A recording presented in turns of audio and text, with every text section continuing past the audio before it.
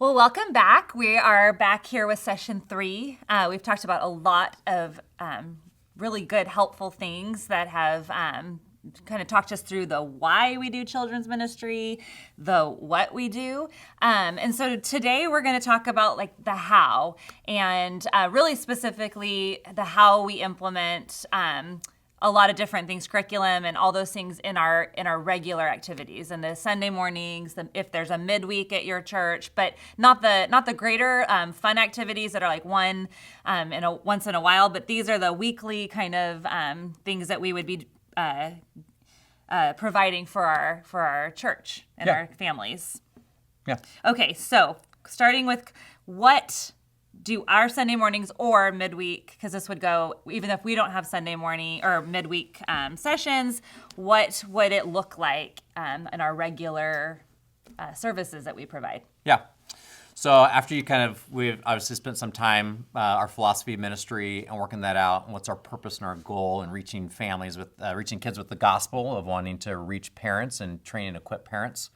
And then obviously wanting to see our families glorify the Lord and their kids to walk a lot wisely as well. So now just kind of hopefully be a little more nuts and bolts in what it really plays out in your church and your setting and with your people and resources. And the great thing is, like, however your church runs on a Sunday, whether you have one service, if you have multiple services, if you have a special Sunday school hour, whether it's morning, if you have an evening service, if you do have midweek that's regular as well too.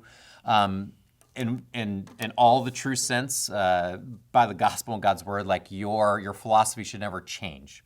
It can be very easy to be very pragmatic in our approach and how we implement things, and a lot of times we choose things out of just convenience or expediency. To do it because it works, and we kind of miss the whole goal and the whole point of what the Lord's called us to, and making disciples, and particularly with families and parents and kids, of wanting to train them up in the fear and the love of the Lord, so that they would know before the Lord and choose Him in salvation, but follow Him as well. So all that to say, I'm stumbling over my words here for a moment. But I started it. Yeah, you did. That's fine. So actually, all that to say, I want to talk about Sunday morning specifically, and how do we make these things fit. So I think it goes down to, and what I love as far as God's design of the church as well, right, is that He has set aside for us a regular day at which His people gather. And this is established back in the New Testament, and it's even established further back in God's plan for the people to worship at the tabernacle later in Israel's history, where the synagogue came and developed in teaching, and they met there regularly. Jesus taught in the synagogues. He was taught himself in the synagogues as a little boy, and then later taught in the synagogues. Later for the disciples and the apostles, as they spread the gospel, they used the synagogue as the place which they gathered to be able to spread the news of Jesus as Messiah. And it's been said that the synagogue really is the cradle of the church, and we see that in the book of Acts, and we see how there was a consistent rhythm as far as not only the gathering on the Lord's Day, but also even the giving and collection and things like that took place. And so we realize this is something that's even been planned by God, that we meet weekly as well. We know many churches have, maybe multiple services over a weekend, whether it be a Saturday night or Sunday and things like that. And that's fine if that works in your community as well. But there's a weekly gathering time. But then that means there's logistics. That means there are things to work out. And so it's fitting in all our philosophy stuff with those practical logistics of things. So I think maybe just the best way, just as we want to talk about it here, we'll tell you how our Sunday morning functions and some of the things that we've thought through and worked through and what we're trying to accomplish. And then you can take that and apply that and overlay that to your situation as well. For our church, actually, we currently, we've gone through multiple services before. We've gone through a building project and built a new building. We've had multiple services in that. We're actually currently just as far as the size of our church and even the resource of our church, we have one service. We have one service on a Sunday morning. And so we gather together in that worship service. We we, as far as what I try to communicate with families that are coming in, they have an option. They have an option with their family, with their kids. They can bring their kids into service if that's what they would desire to do. So our services are friendly that way for families. But at the same time, we also provide classes. We provide nursery care, and then we provide classes for preschool and elementary. And so we provide it all, but we do, as far as our communication with our families, is they do have the option as far as participating with our church here in that way. We typically run, I would say, on a Sunday morning from nursery through 6th grade. That's what we do for our classes. And that those classes do run during the service time. So we have one worship service. We do our classes during the service time. And we just do it up to 6th grade. So from 7th grade is our junior high age, 7th grade through 12th grade. They meet midweek for their youth group, but they are in service with their parents at that time. So we break it up into different categories, and we'll talk about that as well.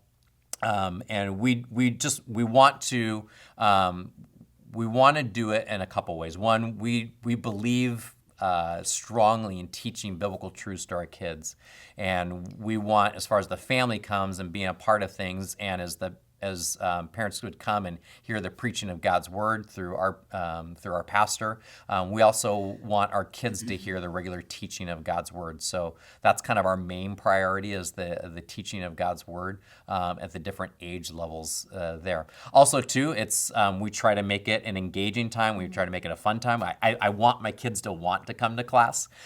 We have probably somewhere about 150 kids and volunteers who serve regularly on a Sunday morning through our nursery through 6th grade. And so it's a good portion of our church that is not in the main service, but either in classes or serving in those classes as well. And we break it down in a couple of ways. We break it down ages and grades. So we have our nursery care, and we have 2 rooms for our nursery. And right now we have it broken up. There's infants, 1-year-old and under, and then we call the toddlers, right? So that's from 1 to 2. Thank you as well. We also actually are able to have an extra room for like nursing mothers. It's a room that's off of our women's restroom, and so it's just a private room for moms with babies or maybe young kids and just need maybe a room to go into and take care of their kids in there. So we do have that resource available within our church. But nursery care is offered in there, and we split the kids in between those 2 rooms. There's no lesson activity that's done. It really is just for us strictly childcare. We have toys and snacks and books and Bible books and things like that, but we're not running a program for 2 and under. I know there are some, even our curriculum provides some of that stuff too. We just haven't implemented that for our stage of things. So we start at 2, starts our preschool program, and then it runs 2 to kindergarten, which is 5-year-olds, 6-year-olds, just because within our school district system, there's kind of multiple kindergarten levels. And so we were trying to find a break and a cutoff. And so we have some 5-year-olds who aren't in kindergarten yet, or they turn 5 and go into kindergarten, and they will. So we just found a break. And then we actually divide our preschool by age. So we have a 2-year-old class, and we conveniently do have the space for this. So we have a 2-year-old class, a 3-year-old class, a 4-year-old class, and then a 5-year-old/6-year-old kindergarten class. So that one, those separate classes for those kids, it helps with the management there. And we talk about, as far as even promotion, like promotion from room to room. So for nursery and preschool, the promotion, we call it's an age-based promotion. So they move to the next room when they turn 2, when they turn 3, when they turn 4, right? So we do it that way on the year. That helps kind of balance out just the ages in the classrooms as the year goes. We start our elementary program at 1st grade. So I went ahead and made a call, and we just had to make it somewhere. And so just for our resource rooms and things like that, our elementary program runs 1st grade through 6th grade. I have done it in the past where I started elementary at kindergarten for a long time. After a couple years of doing that and just some of the room resource dynamics of things, we kind of found, at least for some of our kindergartners that were pretty young, involved in what we had. And and I'll explain a little bit more, some of our classes in the older grades are more combined. And so there was just, it was a little bit harder for some of our young kindergartners to transition in our elementary program. And so we made a separate class for them. And so that's how we we function ours. So the preschool, nursery are age-based, and then the elementary is grade-based. So once they hit first grade, they promote not by their birthdays, but they promote by their grades. And so they stay with their class, whatever school that they're in, and their classes they progress. And then once they finish sixth grade, they promote out of elementary kids ministry and they move on to student ministry, which for us starts at seventh grade. We have a couple churches around here that start at sixth grade for junior high student ministry. And part of that just relates to maybe your school district and what's taking place there. I would say however you break it down is in. And I'd say not being pragmatic about things, but you do need to be pragmatic. Sometimes it is a matter of like what works well and what works best. I will say that we have found, and why it's really nice to have the 2-year-olds separate. That is the one age, and kind of kindergarten too. That's the age where they're still probably potty training, or not even yet. And they're crying more for their moms and stuff. And so keeping the 2-year-olds in their own class where they can have their own sort of morning of curriculum has been really helpful for the workers mostly. To keep, because the 3-year-olds are ready to sort of like grow up a little bit. The 2-year-olds are still like, so it's a great training time. And what we expect of our students, of like not expecting those 2-year-olds that are coming up from the nursery to know we are sitting, we're snacking, we're doing that. So it's a great training. So the way we break it up, I think, has been really helpful for the teachers. Yes, yeah, that was a big part. What worked for it, what your volunteers can handle, just the expectation for them, not asking too much of them in regards to. How many kids that they have and what's maybe the level of, sometimes readiness. Criers in there as well.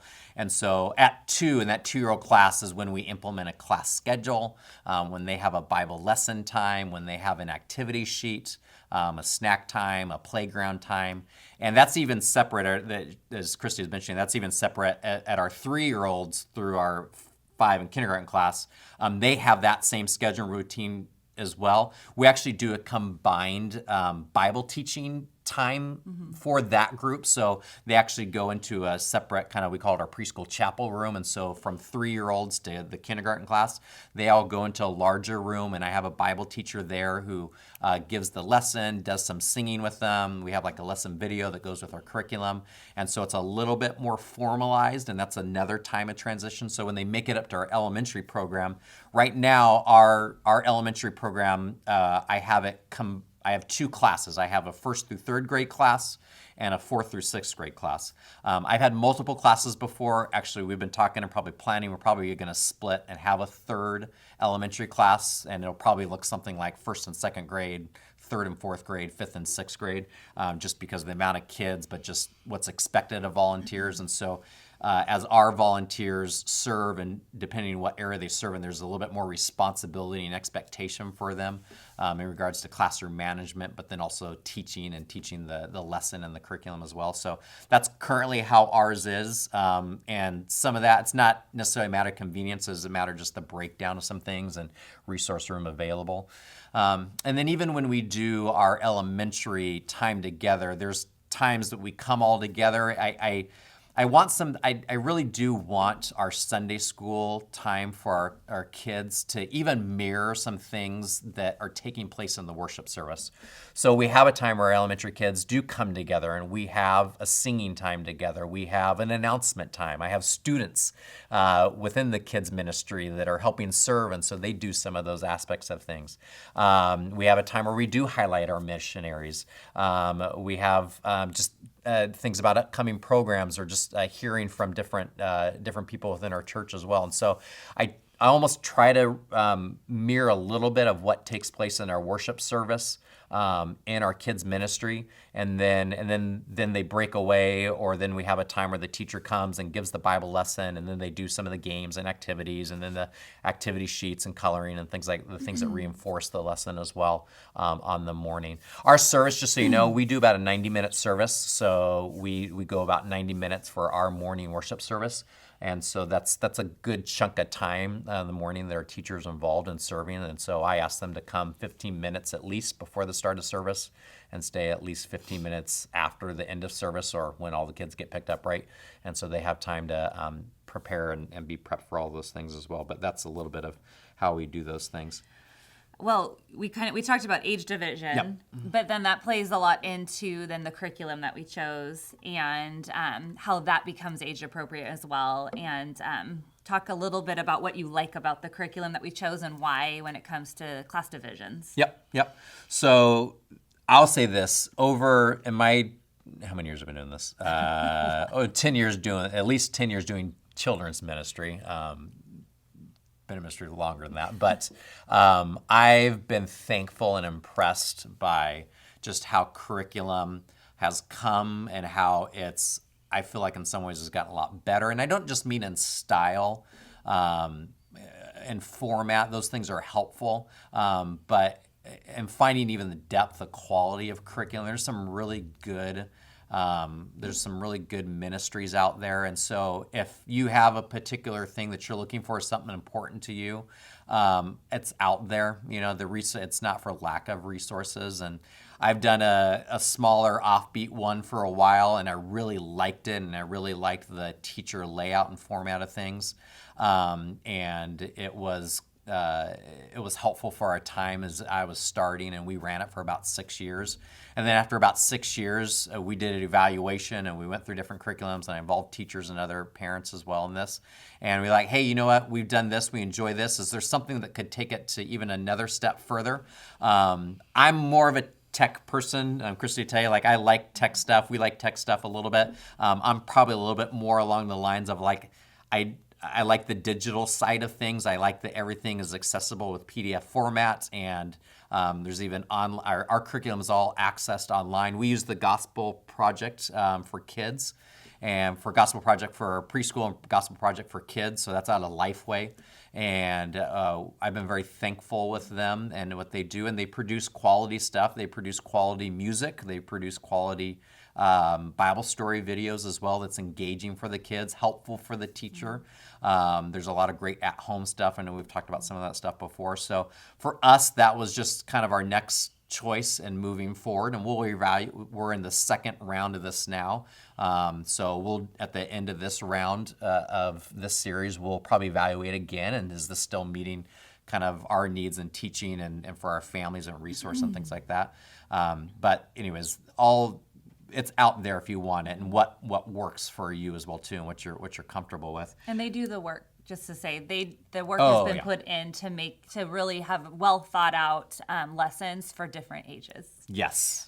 So it's that part of it, that leg work has, and I'm sure there's lots of curriculums that do that, but finding one that really takes the load off the teachers of trying to simplify if they're learning about I don't know, something in numbers that's just like a trickier lesson to teach, that it really is well thought out on how to present that to the 2-year-olds as opposed to the 6th graders. So all that levels of learning and those aspects of things. I feel like more curriculums have developed more of that as well, which is really helpful, because early on I was rewriting stuff and trying to make it for preschool and then try to put this in for elementary, but a lot of that's there. Now you pay, right? You pay for those types of things, and I'm not sponsored by Gospel Project or anything like that. I think what I appreciate about them, they have a tiered paid system. So how many are in your church and ministry? So you pay based on the level of how many kids are in your ministry using it weekly and things like that. So that can help on some of those cost things. And but before as well, when we used it, I bought a certain level, and then I supplemented with a lot of my own stuff. Just means more work on my end, more prep on our end to supplement those types of things. And to be honest, I got a little tired after a while. So I was like, hey, someone already did it for me. That's great. Even the music side of things, and maybe this is for your church as well too, it's great when you have someone who can play and can lead and develop those things. That can be challenging. Sometimes you don't always have that person, and we've gone through different variations of people led in music and things like that. I think the quality of music videos, I'm not a sponsor of them as well, but I'd say Seeds Music, that does a lot of stuff, even does music for our VBS and things like that. They're the scripture one. There's a lot of scripture-based ones, but Seeds Music takes scripture and puts it to music, but does it in a great just format, but also one that you love singing with your kids. And so we've loved Seeds throughout the years and have done them at different times, and they produce really good videos. They're even on YouTube as well, and so there's a lot of free stuff out there. And our kids are fine. Like I have people come up and help lead it. I have students help come and lead it. Sometimes they do the hand motions, or they have hand motions in the video. And I think that's really important to have an aspect of singing in there as well too. And so we try to do some consistent songs that are familiar, and we introduce new songs in there as well. So there's just a lot of things available to you, and sometimes that's delegating that to other people who like this or gifted in this area and can lead these areas for you as well. But we have that in those different ranges of things. I think the other part too is in regards to maybe there's a little bit more on this side in pragmatic in regards to your classroom ratios of things. You do want to be mindful of what you are asking of your volunteers, what they can handle. So even where we've come to, I think going into this next year, we'll divide out a third elementary class. And that means I got to recruit more teachers. I got to recruit more volunteers. I got to spread some out as well. But we've just been running some pretty large elementary classes lately. And right now I just have 2 people in the elementary, a couple, usually a husband and wife that lead it. And even as organized as it is, and that means that there's a lot of classroom management. And the Sundays that I teach, I'm exhausted at the end of it as well too. And so there's just a part of being aware of what your volunteers can handle, what you're asking of them. And they'll do some things for a short while, but if it's stretching them too much or it's kind of burning them out too much, then they'll stop, right? And they may tell you and they may not tell you. And so I think needing to always be aware of how your volunteers are doing and handling things and clearly laying out expectations, walking them through, what to do on a Sunday morning and how to do it so they feel equipped and confident in what they're doing. And there is a bit of trial by fire in a lot of this for sure. But often when I'm onboarding someone new, I pair them with another couple. So they're not the lead couple for that morning, but they get to shadow another couple and see how it goes. And then I pop in there with them as they take on their own mornings in those ways. So that just may affect how many classes you have and the size of your classrooms as well.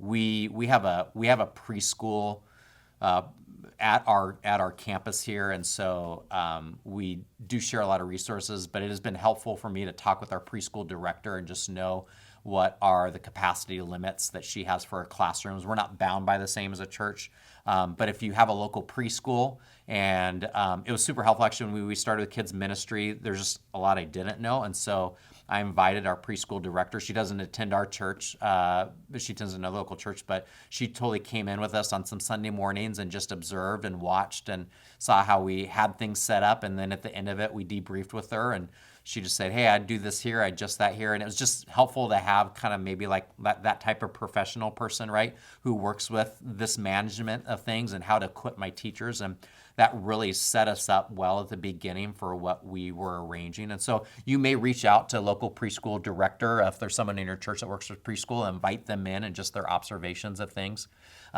We also have not just a preschool, but we do have an elementary school with our connected with our church as well, not on our campus, at a separate campus.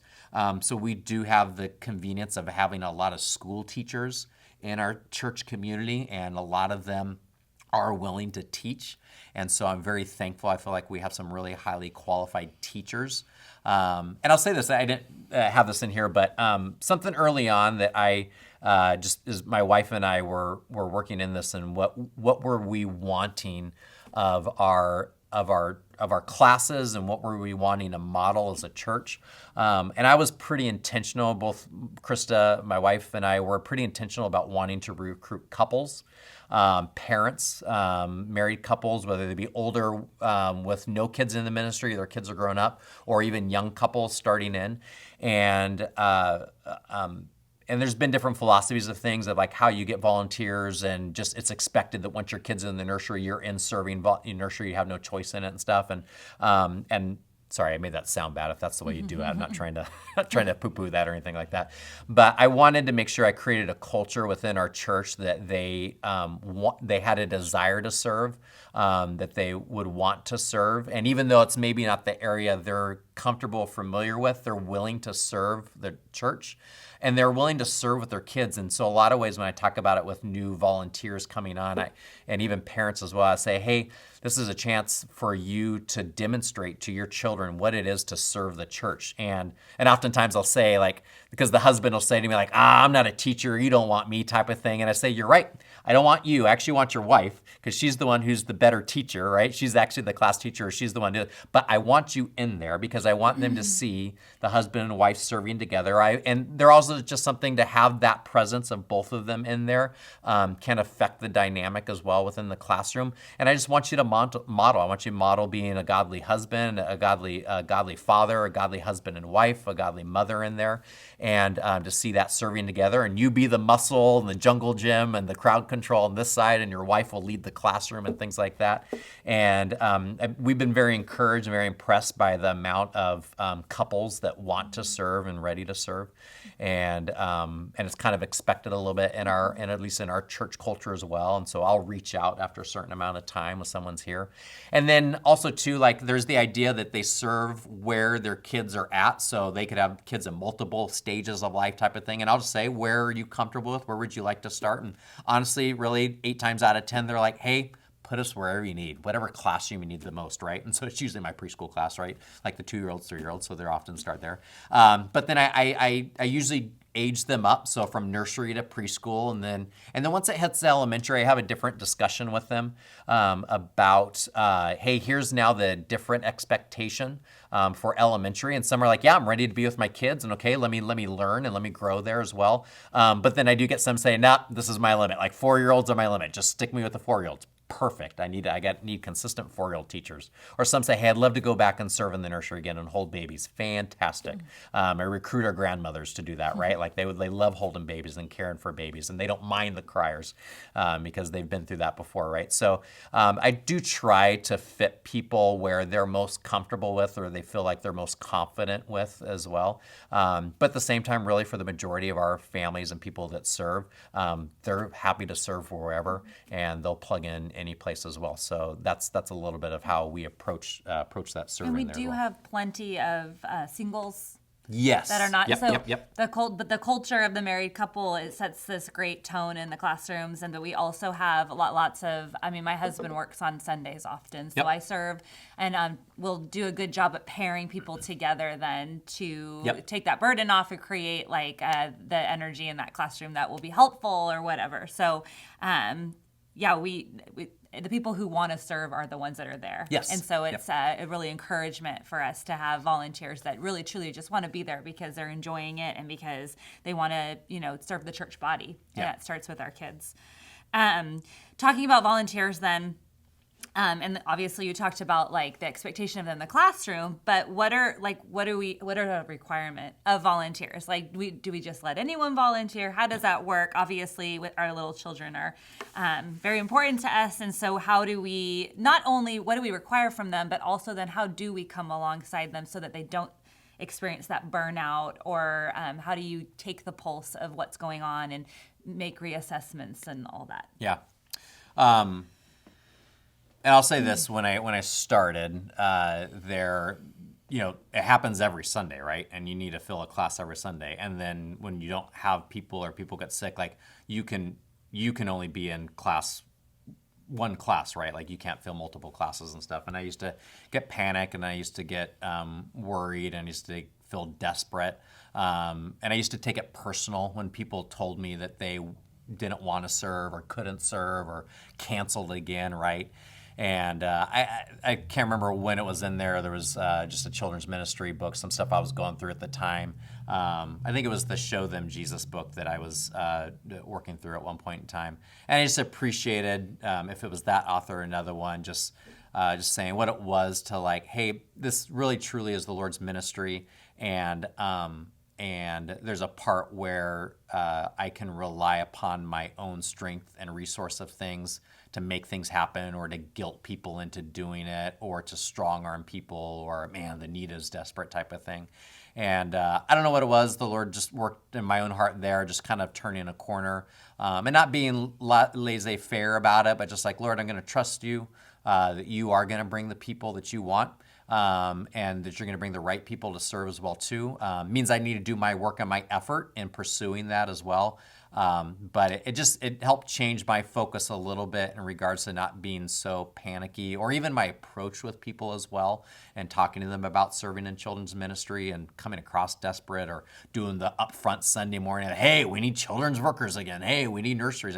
That's always going to be there. Just the nature of it is turnover. And just so you know, part of children's ministry is that you are a constant recruiter, right? You're a constant recruiter of volunteers, and you're all constantly training again as well too, and just dependent on your church there. Now, the great thing is, independent maybe your church, just the size of your church and families, like we do have a lot of young families in our church. We still have a lot of babies being born. So I've kind of got this constant stream of like volunteers in the queue because they're having kids and they're around as well. But one of the approaches I do take in regards to volunteers, I wait. I wait till a family's here. Usually it's about a minimum of 6 months. I don't approach a family probably 6 months any earlier than 6 months that they've been here. And even a family, sometimes we'll get families that'll jump in and they served, their place over there. And like, hey, we're here. It's like their second week here. Hey, we want to know how we can serve. Great. Let's get together. Let's get to know you. And so maybe they knowingly or unknown or don't know that sometimes I slow play a little bit, just because I'm so glad that you served there. We don't know each other yet, so like we need to have, and I was kidding with one of our staff members the other day, like sometimes there's a little process with staff and volunteers and things like that. We kind of go through this dating process a little bit, right? And so just, hey, let us get to know you and you get to know us. And because sometimes when they're new to the church, like are they committed to the church first? Are they committed to the mission and the values of your church? Because if they're committed to the mission and values of church, if they're willing to be under the teaching and authority of the Word of God and your pastoral staff and your elders, whoever's directing your church, then you know that they're going to serve in a right direction of things. And people who sometimes just look to jump in and want to serve right away, I kind of want to know what's their view of the church, really, because that sometimes will give me an idea of how long they're served, the approach that they'll serve. You'll get those people who want to serve every week and want to serve all the time, and their identity is a little bit that they serve in kids, but they're never part of the life and body of the church. They're never in the worship service. They're not attending maybe a weekly gathering, a small group Bible study, or whatever will maybe happen as well. And their identity is that. And I'll just say, as a pastor and as an elder at our church, that's not what I desire for people who would serve in our church. It needs to be an outflow and an equipping of by the Spirit of the saints to do the work of ministry, but not at the expense of own personal growth, right? So I'll approach some families, whether we do an email or just even Sunday mornings. I'm seeing people, I'm talking to people, I'm getting to know them, and more often, really, just families say, hey, we'd love to know how to serve. Great. And so then I'll set up some meeting dates. I'll set up we'll call them just volunteer training dates, or just, kind of an interest meeting. And so I'll usually have an initial conversation, but then I'll have an initial meeting, and we'll do those multiple times on the year. And we'll talk a little bit of what some larger volunteer training things that we do.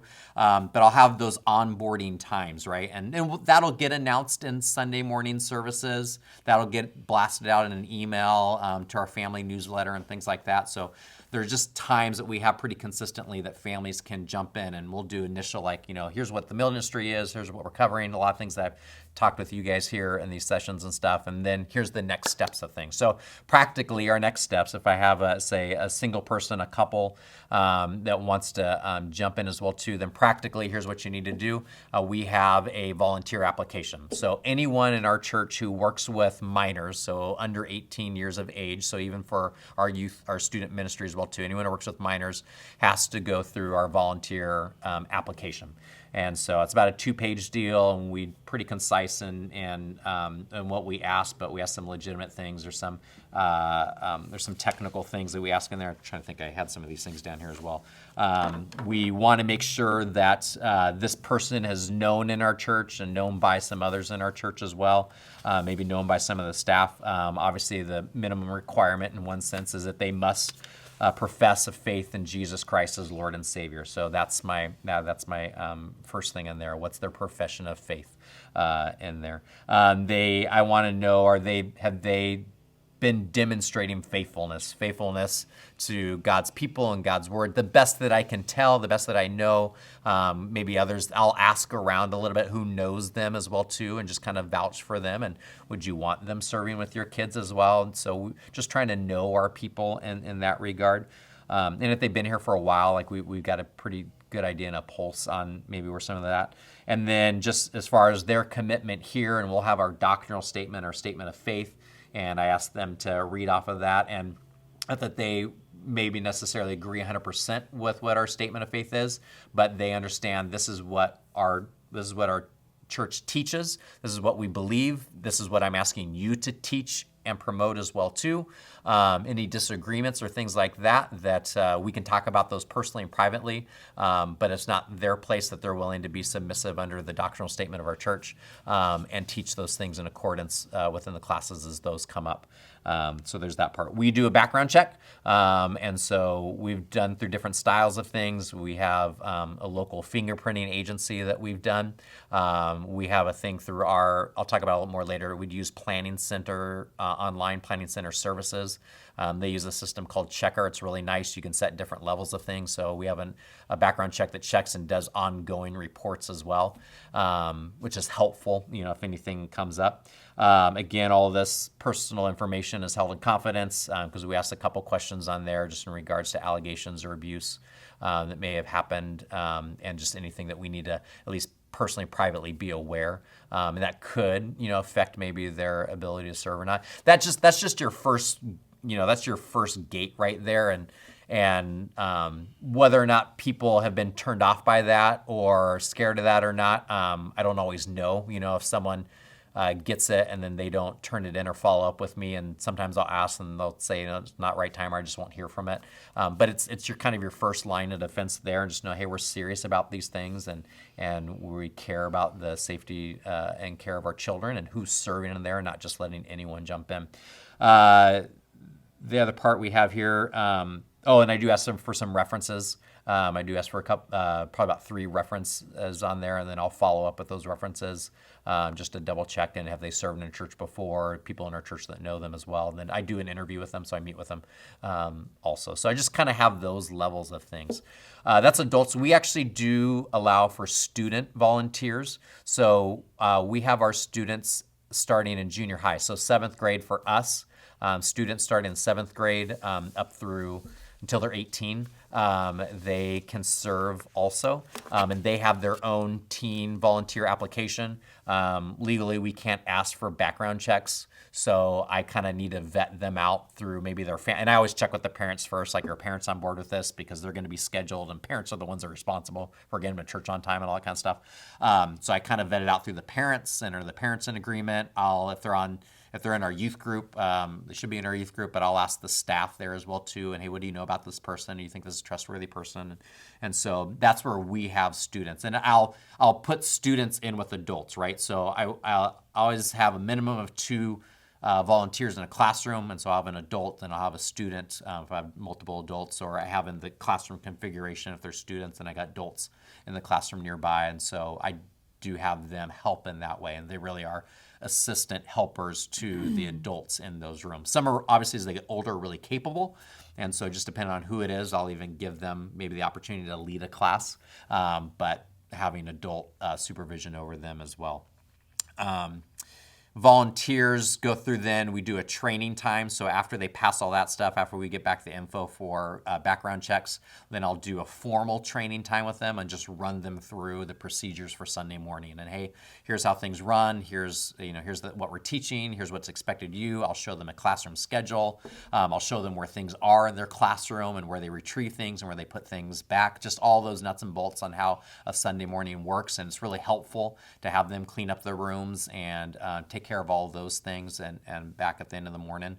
And then I'll walk them through our emergency or plans of evacuation, what to do in case of fire, earthquake, or heaven forbid, an active shooter, those types of scenarios of things. So we have a lot of law enforcement in our church, and so I've drawn upon them for information, fire department as well, to help us know what's the best plan of action. So we have like this large grass field, and that's like the emergency zone, right? Like if when possible, take your class out there and meet out there. So we do different levels of things, and then after I do that, so when we get that process done, then I'll put them in a classroom, set them up with usually another teacher that they'll do a week of training, and then later they'll sign up and have their own time. So it does take time. All that stuff takes time, and if you're first starting out with that could be very daunting. That could be a lot there, but I'll just tell you, it pays off in the long run.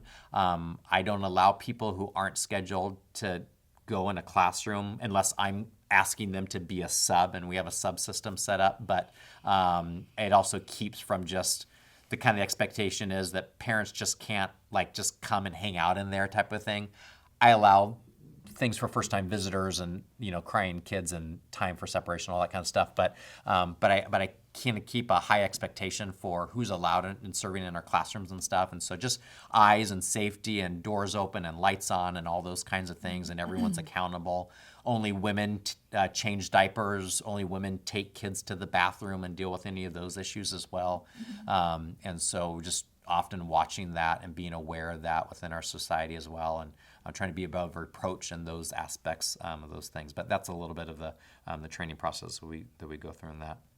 Also, like any the name tags and security, each Yes. church is going to have their own thing based on how large or how small and security measures. But we are trained, and you said we have the firefighters and police men that have advised us in how to do that. But of course, you want to set up some sort of security measure for dropping off and picking up. And in our case, we have each parent is assigned a number that's printed off with the program that we use, which we're going to talk more about in a second. But it gives each parent a number so that it matches the child's name tag. Yeah. So we do take that very seriously. And so that does take a little training for that as well. But we want our volunteers also to, again, you'd mentioned like burnout or just feeling like they've been stretched too thin. So we take appreciation events really seriously so that they know that they realize that we know that it's a hard job, that it's a lot of work, and that we're so, so thankful for them. And so that's a priority that we do at least twice a year in different ways. Someone at Christmas time, we just try to provide like snacks and treats for them every single Sunday that they're there in December. That's usually what we do. And then in May, we tend to do like a big event where we're providing dinner and entertainment and all of that, just so that they realize that it's not something that we don't recognize the sacrifice that they're making to be there, and that as a church family, it is a flowing out of the greater church family. That we are a church family, not just in a classroom every week or whatever it is.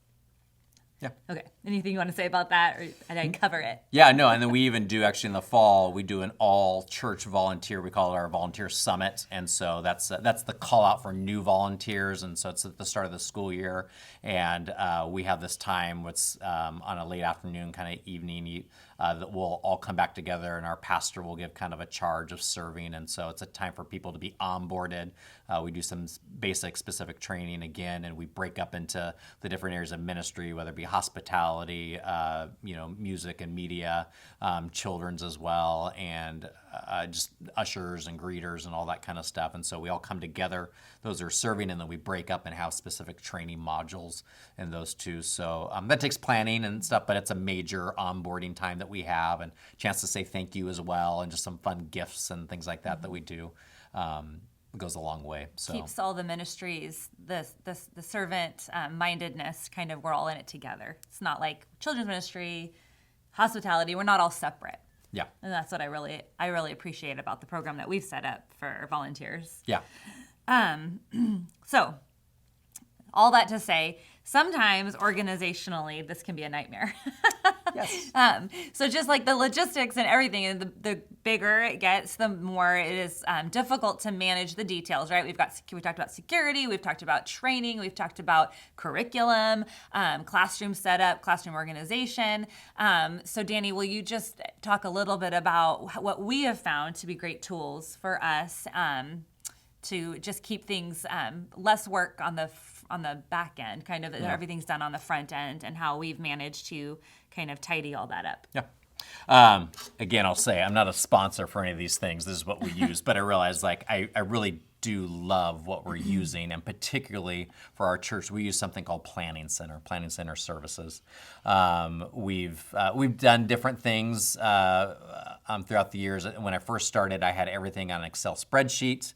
I did a 2-month rotation of scheduling, and even when we were doing 2 services at the time. And you need to be organized, right? You need to be prepared. You need to be organized. If that's not your giftedness, find someone who can help you, at least who can help you get it set up and get it managed, right? And it does take constant just being on top of it, right? And you can do that for a while when you're motivated, but after a while, it does get tedious and tiresome. And so you do need fresh people in to help with that and oversee that and keep things going fresh as well. But it's also helpful when you have some great tools. And so we've found Planning Center is meant for churches specifically. And it started out in meaning for small churches, and now all types of churches as well. We use it now for our whole church. We use it for our order of service in church. We use it for our giving online. We use it for event registration and signups. So it's one of those programs that has all the different modules of things that you can use, and you can pick the levels of stuff that you want to use: calendar resource, room resource, check-in module. And so when we first started, we were just using the Planning Center service for the order of service and scheduling people who are on the worship team, but also scheduling volunteers. And then we added the check-in side of things and the families there and stuff. There is just a nice convenience about it. I know there are other programs out there as well. I've only seen just a couple of them, but we got locked into this one, and this is where we're at. I feel like it's very user-friendly and pretty intuitive. They have a lot of great help videos. So the big part is, what are you going to use to train, right? What are you going to use to train and implement? And is it easier for your teachers and your volunteers to use, or easy for you to be able to disseminate the information as well? So I mentioned before, we've gone through different service styles of things. We're currently at 1 service on Sunday morning. So since we're at 1 service on Sunday morning, my conviction is that I don't have the same teachers teach every week. We do a rotation. And so we do a monthly rotation. So up front, I tell our volunteers, hey, the expectation is I'd love for you to serve a whole year, calendar year or onboarding year type of thing, get the full gamut of it. I try to give people even an out, right? So like, hey, thank you for serving. Hey, I need a break or I need to step out. Thank you so much. I've never pleaded with people to stay. I'll be honest with you. I trust the Lord in that, and I want people not to be bitter or resentful, but I also want people to know that actually I care more about them than just our program of things. And so when someone says they can't serve anymore, hey, thank you so much. Give them a small gift, or just even send an email and things like that. But part of my deal in regards to burnout as well too, I don't want to overburden it on type of thing, and I don't want people to miss multiple services of things. So, but I do have the expectation you're to serve once a month, right? And that can be hard for some families as well, right? They just typically already miss a Sunday a month, right? And so then they hear 2 other Sundays. And if something happens, a kid gets sick, right? And then they only come on the Sunday they serve. And that's part of it. And then before the Lord and all those things. So the nice thing about our planning is all our scheduling and signups is done online. So I send, or Christy sends an email and say, hey, the month is coming up. And it has a feature where they can sign up on their own and pick the classroom and pick the dates that they want to serve.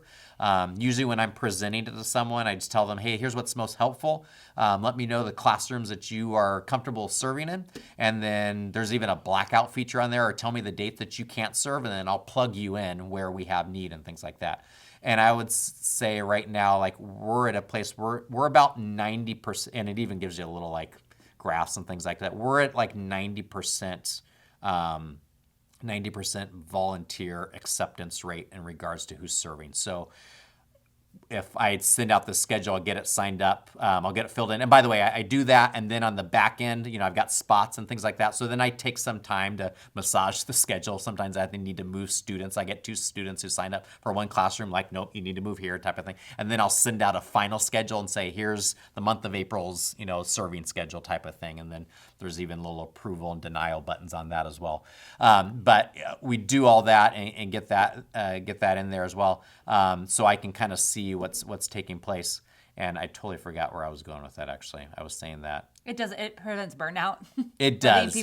Letting people choose their own dates if they really want to. So there are some people who really appreciate that, and then there's people like me who, whenever I get plugged in, that's whatever. You can block out vacations ahead of time so that you're not put in a position of having to decline, which some of us struggle. We feel badly. So it's wonderful for like every type of volunteer. And it prevents burnout, that we're not plugging people in 3-4 weeks in a row. Yep. But that they're once a month, and then if they can't, then that's fine. And there's a front end training of people to do that. But like you said, after a few years of us using this, we're at about 90% acceptance, and that's because people are able to go in and choose their own dates or whatever it is that's creating that. But it's an easy way to allow there to be a little bit of control from the volunteer without burnout. So. Yep. This was to say, like, we didn't start at 90% at all, right? Like, it's taken a lot of years to get there, but our people kind of know how the system works and things like that to go. Now, that may scare you, giving control to your volunteers that way may scare you. And I'll tell you, there's times where the schedule is a lot harder to fill than other times. And there are times I will reach out to someone and say, hey, so-and-so end up declining this date. Would you be willing to swap dates or fill in this date, and I'll fill in the back end? So it's not a perfect system by any means. There's a lot of conversation with volunteers. We just want to make sure that you're on good terms with your volunteers and not pressing them. I have people who are willing to do whatever, whenever, but I try to be mindful of that. If I've asked someone to fill in 2 to 3 times in a row, and they're like, hey, no problem, I'm like, nah, I'm going to go to the next person, right? I'm going to ask this person, and then maybe they'd be 5th on my list to ask, right, type of thing. And so I try to be mindful of that. But that's also an area I think the Lord's gifted me in regards to administration-wise and being aware of those types of things. And you may not always be like that, but if there's someone in your ministry who likes that type of stuff, and it's the system side of things, right? So there are people who like the system side of things.